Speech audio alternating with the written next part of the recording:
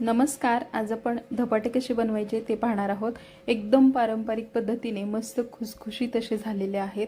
तुम्हाला मऊ धपाटे कसे बनवायचे त्याचबरोबर जास्त खुसखुशीतपणा आणायचा असेल तर काय करायचं, पचायला हलके फुलके कसे बनवायचे सगळं एकाच व्हिडिओमध्ये सांगणार आहे। सगळ्यात पहिलं आपल्याला 1 वाटी गव्हाचे पीठ घ्यायचे, 1 वाटी ज्वारीचे पीठ घ्यायचे आणि 1 वाटीपेक्षा थोडंसं कमी मी बेसन पीठ घेतलेलं आहे। पिठाचं प्रमाण तुम्ही आवडीप्रमाणे ठेवा। घरात असलेल्या साहित्यामध्ये आपण धपाटे बनवतोय। जर तुमच्याकडे थालीपीठाची भाजणी किंवा तयार पीठ असेल तर तेच वापरा।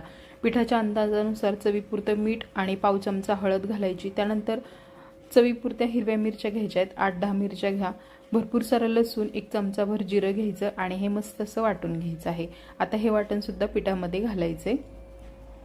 त्यानंतर ह्यात तुम्ही आवडत असेल तर थोडंसं लाल तिखट सुद्धा वापरू शकता। 1 चमचाभर धने पावडर घातलेली आहे आणि भरपूर सारी कोथिंबीर घालायची आहे। कोथिंबीर थोडी जास्त घातली। 1 बारीक चिरलेला कांदा घातलाय। कांदा पूर्णपणे ऑप्शनल आहे, नसेल आवडत तर स्किप करा। तुम्ही प्रवासासाठी किंवा 1-2 दिवस टिकण्यासाठी जर हे धपाटे किंवा थालीपीठ बनवणार असाल तर कांदा स्किप करा। आता हे पीठ छान असं मळून घ्यायचं, खूप घट्ट मळायचं नाही, मऊसूत असं मळून घ्यायचं। त्यानंतर हे आपल्याला धपाटे बनवायला घ्यायचे आहेत। धपाटे बनवण्यासाठी सुती कापड घ्यायचे, ओलं करून पिळून घ्यायचं, त्यावरती तयार केलेल्या पिठाचा एक गोळा घ्यायचा। हे पीठ मळल्यानंतर भिजवायची वगैरे काही गरज नाही, लगेच बनवायला घेतलं तरी छान असे हे धपाटे किंवा थालीपीठ तयार होतात। तुम्ही धपाटे म्हणता की थालीपीठ मला कमेंटमध्ये नक्की सांगा। भरपूर सारी कोथिंबीर आणि कांदा घातल्यामुळे ह्याला चव खूप छान आलेली आहे। तुम्हाला जर आवडत असेल तर थोडंसं ओवा सुद्धा घाला मळताना।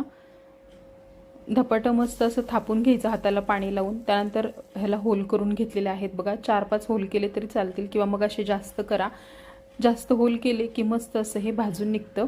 व्यवस्थित तेल सोडून दोन्ही बाजूने छान असं भाजून घ्यायचं। सुरुवातीला तेल सोडल्यानंतर झाकण ठेवायचं 1-2 मिनिटं, नंतर हे पलटवून घ्यायचं आणि पुन्हा दुसऱ्या बाजूने सुद्धा भाजून घ्यायचं। झाकण ठेवल्यामुळे लवकर भाजतं आणि छान भाजतं, खुसखुशीतपणा मस्त येतो ह्याला। आता तुम्हाला जर हे मऊ बनवायचे असतील तर गव्हाचं पीठ जे आहे ते थोडंसं जास्ती घाला मळताना इतर पिठांपेक्षा, आणि जर तुम्हाला हलके फुलके बनवायचे असतील पचण्यासाठी, त्याचबरोबर खुसखुशीतपणा जास्त हवा असेल तर ज्वारीचं पीठ जास्तीचं घाला। बेसन पीठ प्रमाणामध्येच ठेवा। अगदी छान मस्त खुसखुशीत असे हे धपाटे झालेले आहेत। मस्त पारंपरिक पद्धतीने पण सोपे आणि चविष्ट आणि अगदी 15 ते 20 मिनिटांमध्ये बनवून तयार होतात। नक्की करून पहा। व्हिडिओ आवडला असेल तर लाईक करा, शेअर करा। चॅनलवर नवीन असाल तर चॅनलला सबस्क्राईब करायला विसरू नका।